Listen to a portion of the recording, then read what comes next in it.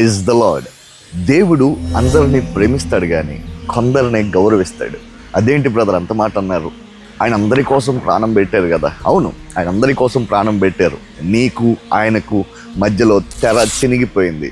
నీకు ఆయనకు మధ్యలో మంచి సంబంధం, సహవాసం ఏర్పడింది. కయీనుని హేబేలుని ఇద్దరిని ప్రేమించేవాడు, కానీ కయీను అర్పణను లక్ష్య పెట్టలేదు, హేబేలు అర్పణను లక్ష్య పెట్టిననుంటుంది.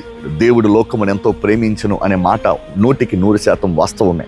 అయినప్పటికీ ఆయన ప్రేమను అనుభవించే స్థాయిలు అందరికీ ఒకేలాగా ఉండవు. ఆ ప్రేమను అనుభవించగలగాలి. ఆయనతో దగ్గర అవ్వటం కూడా మనం ప్రతిరోజు అలవాటు చేసుకోవాలి. అందుకే దేవుడు బైబిల్ గ్రంథంలో చాలామంది ఉండగా అబ్రహాము నా స్నేహితుడు అంటాడు. యోనోకునైతే చనిపోకముందే ర్యాప్చర్ చేసేసుకొని ఎత్తుకొని వెళ్ళిపోయాడు. దావీదు నా హృదయానుసారుడు అంటాడు.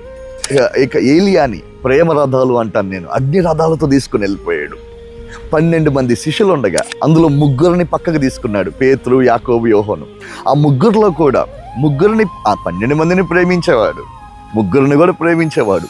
ఆ 3 కూడా యోహాను ఒక్కడే రొమ్మున ఆనుకున్న శిష్యుడిగా, దగ్గరగా ఉన్న శిష్యుడిగా ఉండేవాడు. 12 మందిలో కూడా ఎందుకు అంత దగ్గరగా అయిపోయాడంటే, యోహాను యేసుక్రీస్తు తనను ప్రేమిస్తున్నాడని తెలుసుకోవటం మాత్రమే కాదు, యేసుక్రీస్తు తనను ప్రేమిస్తున్నాడు అని నమ్మాడు.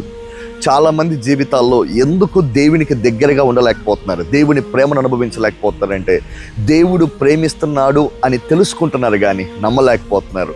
ఈరోజు నువ్వు ఎంత నమ్మితే అంత గౌరవం, ఎంత నమ్మితే అంత దగ్గరితనం దేవునికి నీకు ఏర్పాటు అవుతుంది.